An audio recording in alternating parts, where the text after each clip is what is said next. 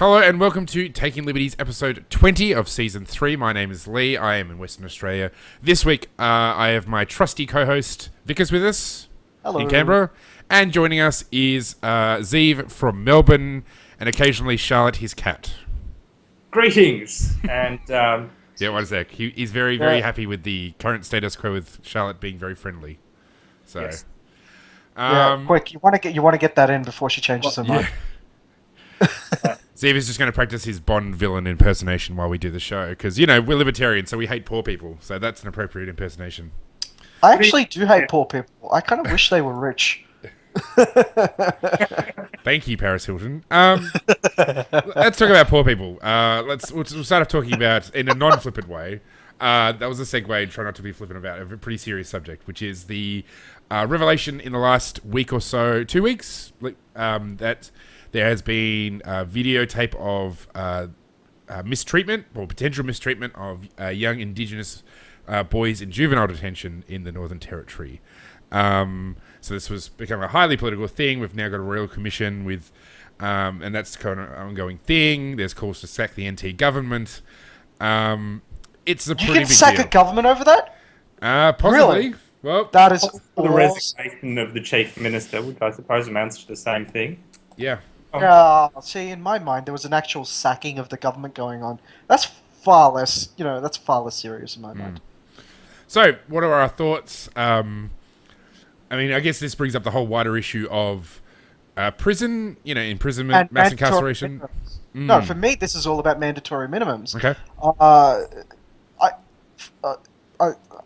The commission has just begun, but there has been reporting for a long time about how mandatory minimums have placed a lot of children in these jails, basically out of this whole sense of paternalistic, we got to set these kids right mentality that's been going on in the NT. Now, to a certain degree, I do believe that kids need to be set right. I just don't think mandatory minimums are the way to get there. Yeah, if you want to get somebody back on track, sending them to prison doesn't seem like the kind of place you really want to send boys with impulse control issues and make them hang out with a bunch of criminals. Correct. I mean, they refer to prisons as the universities for the criminals. I would hazard to say that these juvenile justice centres are probably the equivalent of high school then. So I don't think it's a particularly helpful policy, but that's the underlying problem. The thing that's most immediate and I guess what libertarians need to sort of focus on is the actual bad stuff that's going on, and that is basically mismanagement of a detention center. Yes, it's a symptom of bad public policy, but it's still the most visible thing. And I think the more we start to tackle these visible effects of bad public policy, the more we can start talking about what the actual root cause is, and start talking public policy to possibly fix it. So, Zeev, you were saying before we started, you made a pretty good comment about how this is kind of youth detention centres are kind of the end of a long line of sort of cascading effects. Exactly. Yeah. The point I was making, and because as you pointed out, this is the immediate effect. I think the important point that we also need to make to people is, this is the end point for these children after a long history of violence. And we need to look, first of all, about why they're perpetrating that violence and about how to prevent that from happening in as much as that's possible. And those are questions that are, in some ways, easier to solve than questions about prison violence, because prison is an awful place. It is a place where very vulnerable people are going to be abused, where prison guards exercise enormous power, and the reality is that we're not going to be able to get away from that equation. We might make some improvements on the margin. We might. That would be great, but the fundamental issue is, why are people going to jail? And I think in the Northern Territory, a lot of people are going to jail because of reasons that really don't merit it. For example, mandatory minimums that are forcing people to jail because they've committed 3 crimes of a relatively minor nature, and that means suddenly that they've been pushed off into the criminal justice system to serve time in jail, when perhaps that wouldn't be the appropriate way for them to rehabilitate. It could mean that they've committed crimes which shouldn't be crimes at all, for example, drug offences. That's something we could talk about. Or it could be because, frankly, they are being subsidised to live in a place where there are no other opportunities for them. Crime is a lifestyle. And the fact is that people in the Northern Territory don't have much to do. And without much to do, they will turn to crime. They can't really pursue careers, at least to some degree, particularly if you're out in a remote area.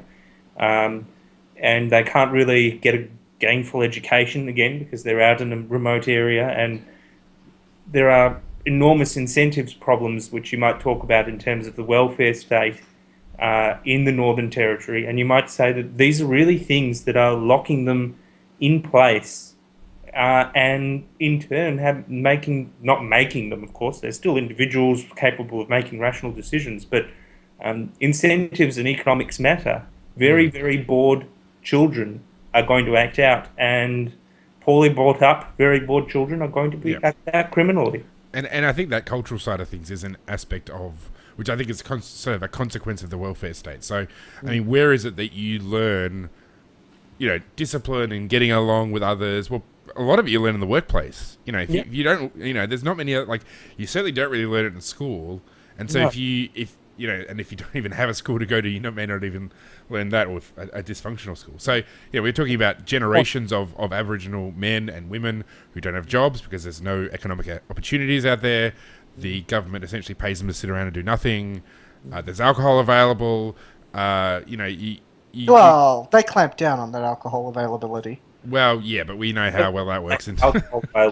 They're bored acting out. That's the fun. And the other thing is, some of the, it's not just remote communities. Some of these kids are going to be living in Darwin, and other Springs where there will be alcohol, available, but they're not very, they're not this.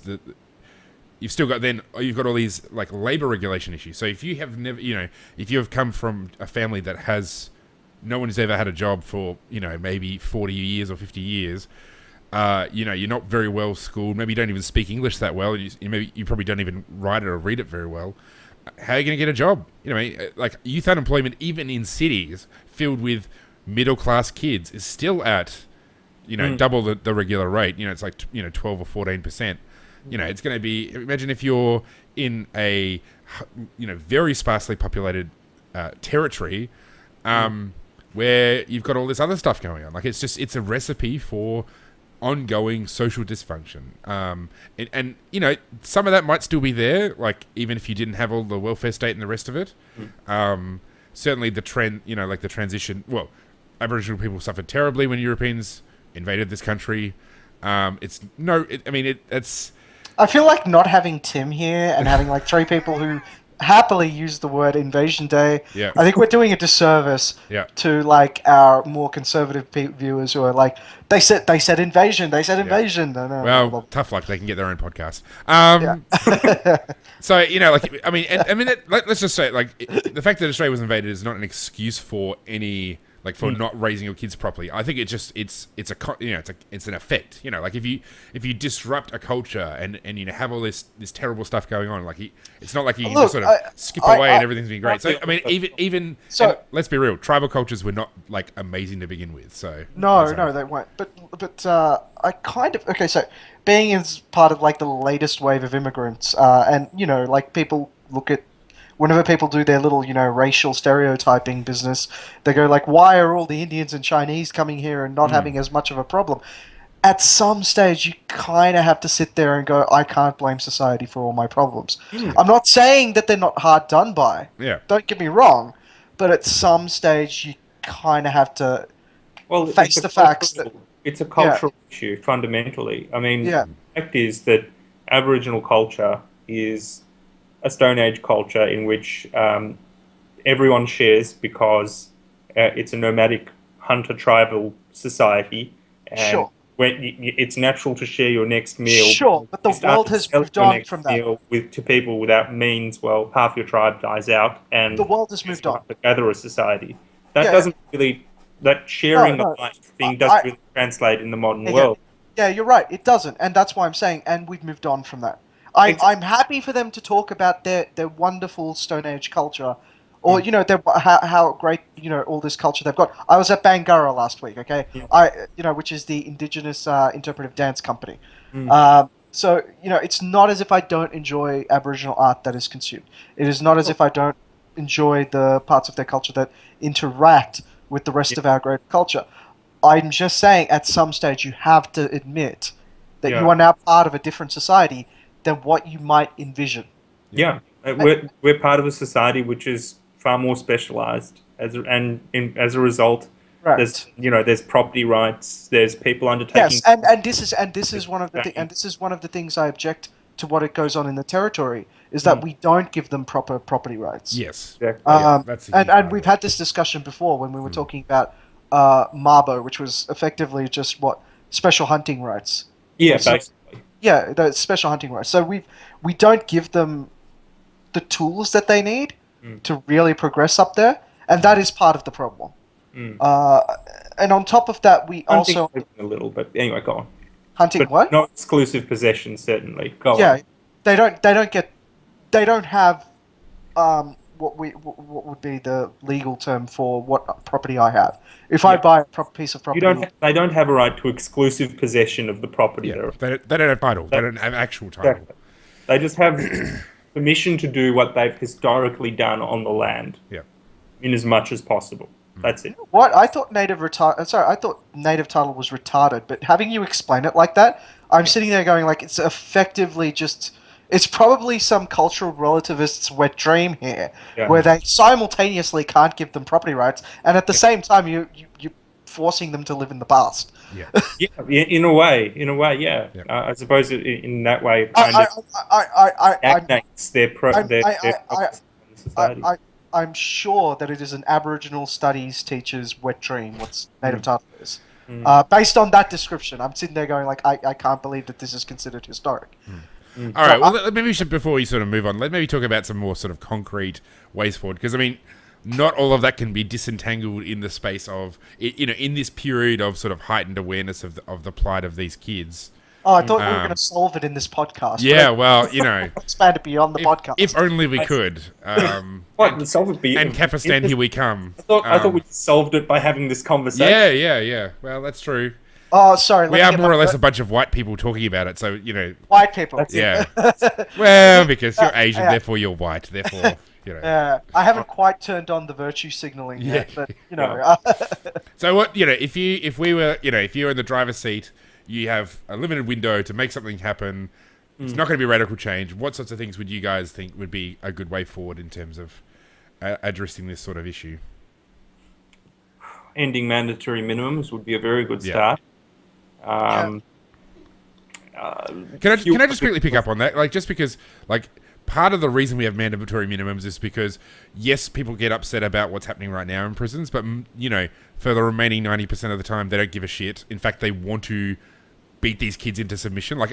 These mandatory minimums come around because you hear all this sort of talk about how the great danger of children roaming the streets, doing all these terrible things. And Adam Giles, the chief minister of the Northern Territory, he's on record on Hansard of saying essentially he wants to see these kids thrown in a hole and left to rot. So we should probably not only it's the tough on crime response. Yeah.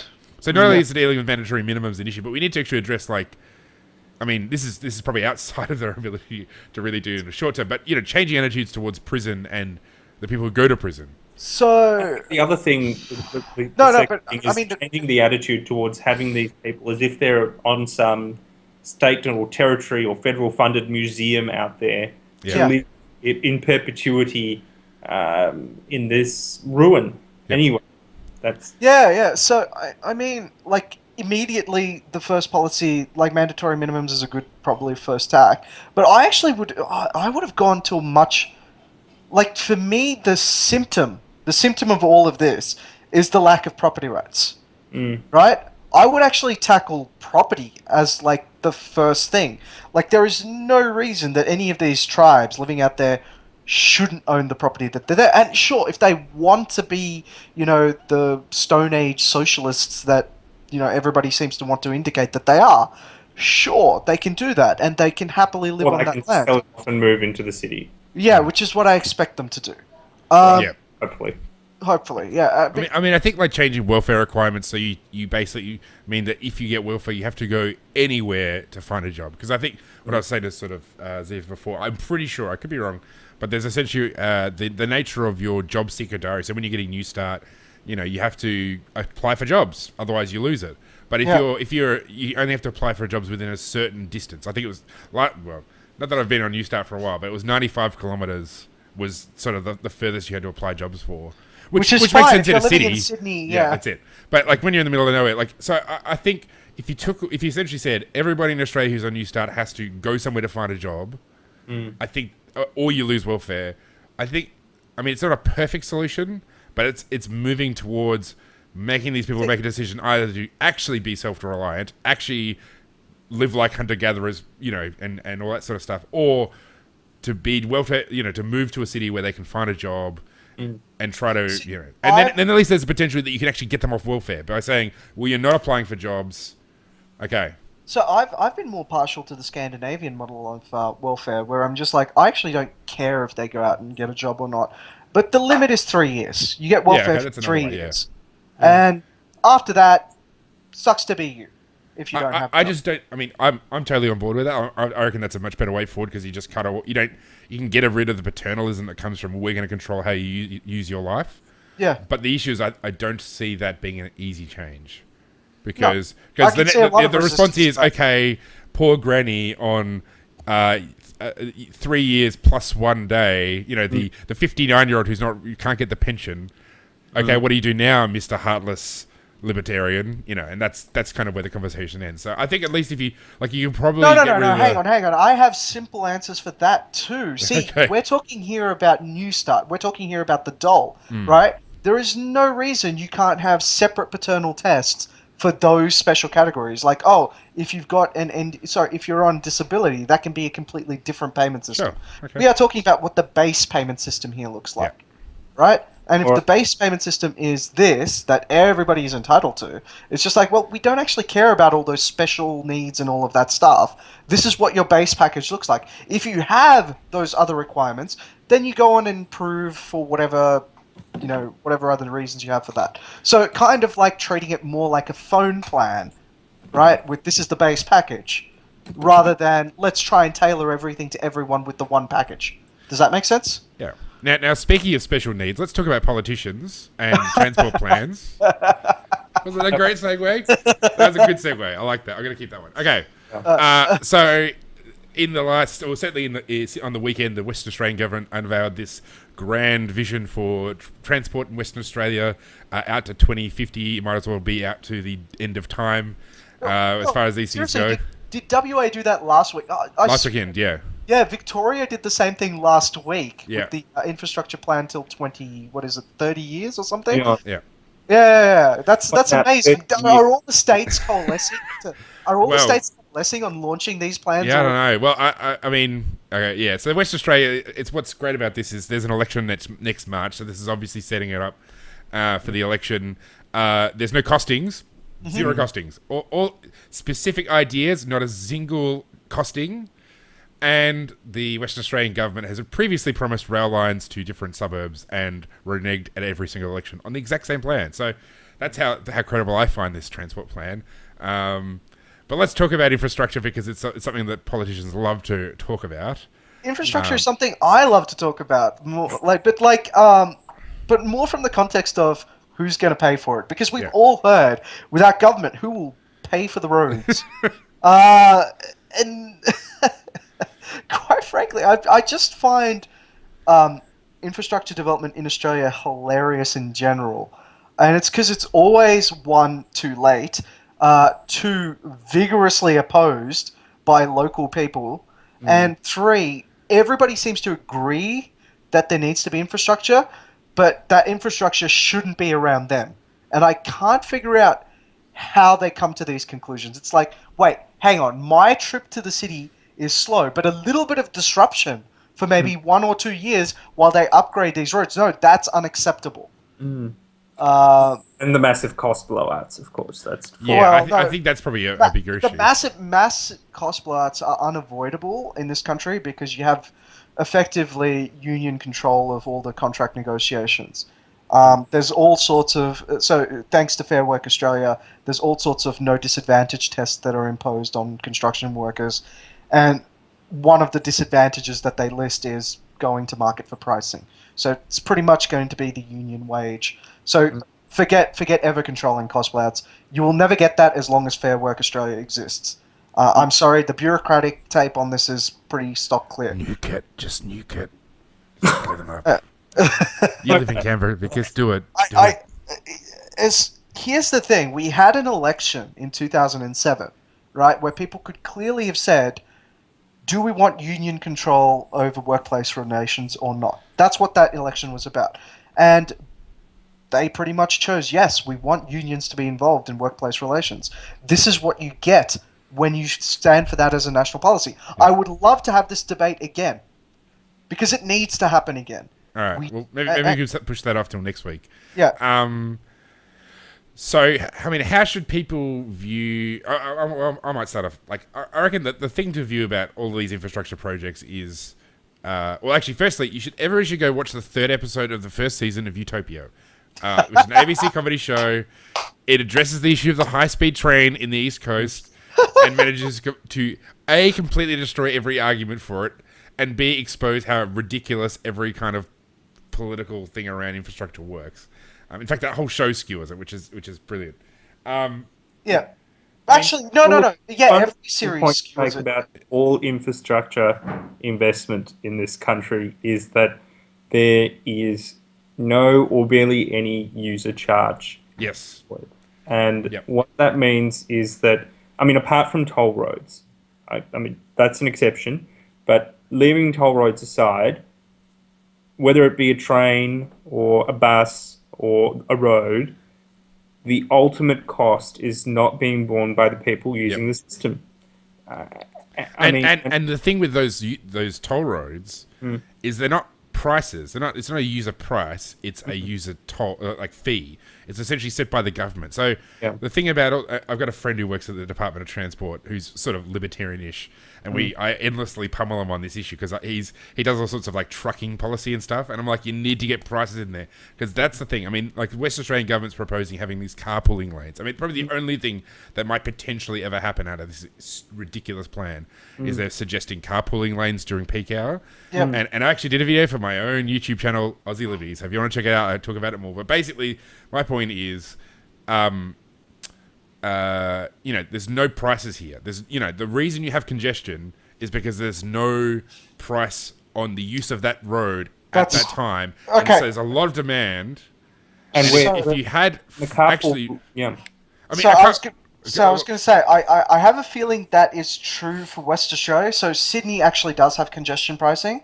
So as you come into the city during the peak hours, the toll prices are higher. So, but are those prices set by the market or are they set by the government? No, they're set by the government. Okay, so the thing with government pricing is that they don't have incentives to get it right, because if there's actually a very high likelihood in all of these circumstances that the market price would actually be substantially high. I mean, you look at what happened with the surge around the Sydney siege and how it went off the charts because, oh my gosh, when you have a terrorist attack in the middle of Sydney, everybody wants to leave, unsurprisingly, and people just went mental over it. Like actual pricing, people don't like that because they might actually pay a lot for a service they use at really peak times. And so the government comes in and clamps down those charges so they're never as high as they actually should be. The interesting no. See, the interesting thing is you're dealing with that on the demand side only, but you're forgetting on the supply side. Government still controls all of the supply. That's the other major problem with infrastructure. Absolutely. So the cost itself is higher than it would be as well, which I think is another point to make. So we don't really know how much more expensive it would be, or less expensive for that matter. Yeah. Well, the amount of the surge, it would be dictated by market forces, but what it would surge from and to, it's not really. So I've discussed this with people like in Sydney City before, who deal with their planning departments, and I pointed out that like the reality is like if infrastructure wasn't in the control of government, the city of Sydney being prime example would look drastically different from what it does today. So for one thing, I actually don't think there'd be any roads in the city. They'd all be promenades or additional buildings, because I have a suspicion that everything would be forced underground, because more and more stuff is being forced underground already. And I actually think that would lead to better outcomes, because you wouldn't have cars coming to the city anymore. You'd basically it would send development into other directions. The entire Sydney planning department's goal of decentralizing development in Sydney would be achieved if you let the city of Sydney do what it wants to do, which is get rid of the fucking roads. So in that sense, the fact that government controls the supply of infrastructure is actually a major problem. The other major problem is these plans are drawn out on the basis of white papers, right? Which is like a government wish list of what they'd like to see done. Now, that is all great and well if you've got some nerd like me sitting there going, okay, like this is what I think would look great in 20 or 30 years' time. But you can see the obvious problem there, right? Firstly, as a nerd, I might change my mind in 5 or 10 years. But secondly, people don't work that way. They're not exactly pawns I can just move right, left, and just go, I just want to put a giant stadium here. I can't do that in reality. I can do that in SimCity. I can't do that in reality. And just because you've built the infrastructure doesn't mean that people will come and use it. Correct. Simply don't know what people want enough. Yeah. To fork that out. I mean, we can make educated guesses. Yeah. But which is what we do. Right now we do make educated guesses. Yeah. And I should point out, like, there was a episode of Econ Talk, which is an economics podcast. Everybody should check out if you're not listening to it, where they talked about where Rush Roberts interviewed a person on infrastructure and cost blayouts and all this kind of stuff. And to be fair, private projects worth a bit like over $2 billion, they generally don't tend to do a whole lot better than government projects. Like all of these projects are really risky, and quite often they don't work out. So I guess we should be careful to say that it's not going to be, if you go to a totally private system, we're going to have every single thing's going to be a winner. Like there's still going to be things that don't work well. It's just that the people themselves who build those projects face the costs. They pay the price if they screw up, rather than politicians forcing it onto the taxpayer. No, so the reality is, if you take the current system is, so the real difference we're talking about is not about losses in what infrastructure is being developed. It's about how many people end up having a say in the development or not. In a public system, unfortunately, you get people who aren't actually necessarily impacted by the development who suddenly have a say, because it's a democratic system. It also allows for special interests. And the part that really annoys me is, so if there's a major infrastructure development project going on near me, like right now, there is a light rail that is being built within a kilometre of me. Sorry, 800 metres from me. Now, that has an obvious positive effect on my real estate, right? But let's say if it was the inverse situation, right? Where if there was a highway coming up and it has a negative impact on my real estate. Now, I'm going to suddenly, despite the fact that this road is clearly something everyone traveling past me needs, I would have a say in whether that gets built or not. And and that leads to basically this entire NIMBYism culture, which is basically anti-growth to begin with. Yeah, so, I mean, first thing, light rail is a communist plot. Second thing, yes, I live in Canberra. Everything is a communist plot. The second thing is, sorry, Zeev, I'll let you speak in a sec. I just wanted to say, it's not even just that it's impacting your value of your property, it's impacting the fields of your hertz, or the hertz of your fields. Often what you see, like this, so in Western Australia, we have this project called a highway called Road Highway, and for the last 40 years, they've had on the plans this last stage 8, which basically links up into the city of Fremantle, which is kind of like a southern suburb, but it crosses these wetlands. And so every single, repeated governments have tried to get this stage built, but have faced significant environmentalist, protests. Yeah, backlash. That's the word I'm looking for. But, and it's not because, they're going to basically build this thing up on stilts. So it's not necessarily going to harm the wetland. And it's a friggin' massive wetland as well. It's not like this thing's like...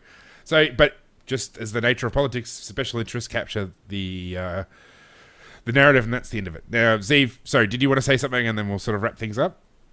Yep, briefly, I guess. I mean, look, we've said a lot about not in my backyard, but there is something to be said in return. The fact is, people can be severely inconvenienced, and that can actually, to some extent, affect your property rights. And libertarians, I think, do accept that. There's something called, part of what your property rights are, really, all of them are a right to use and enjoy your property in a certain way. And when developments impact on that, at some point, you've got to draw the line and say, well, all right, building a highway that goes 5 meters across your property, or above your property. Yeah, I think it has to be 50 meters above your property. Infringing on your right to use and enjoy the land. We need your consent first before we can do that. So even though we're rightly being very critical of NIMBYism, obviously there's a line to be drawn as well, where perhaps arguably sound impacts, you could say, might be something that ought to be compensated for or accommodated for. Well, keep it. No, so I'm on the fence with the sound. I'm on the fence with the sound one, mostly because so there are instances where, for example, there's a live music venue close to a whole bunch of homes. It depends who comes first. That would be my yeah. That's my thing. Okay, so if it's also who comes first, why do we have a Sydney curfew on the airport when the houses clearly came after the airport? That's the law as it is, because I'm saying from my perspective, it depends who comes first. Yeah. Don't get me wrong. I would love that as a general rule. The early people should obviously have an increased say on what goes on over the later people. But I'm just saying, in our democratic system, it's clearly not that way. It's literally all about who has the more special interest. Yes. Yeah. Now, I should actually, if this talk of property rights interests you, I can't remember which episode it is, but again, Econ Talk, they've had episodes where they've talked about this whole issue of, well, particularly Ronald Coase, who talked about property rights and how to allocate them and how to manage them. So if you go, love me some Coase. Yeah, he's a good guy for talking about that sort of stuff. So yeah, check out Econ Talk. And I think that does it for this week for Taking Liberties. We'll be back again next week. I guess we'll be talking. What was it that we said we would talk about? We said we were going to talk about something. I probably said we were going to talk about industrial relations, because industrial relations. That's right. Yeah, we should definitely get into that. So that might be on the agenda for next week. So thanks very much, everybody. See ya.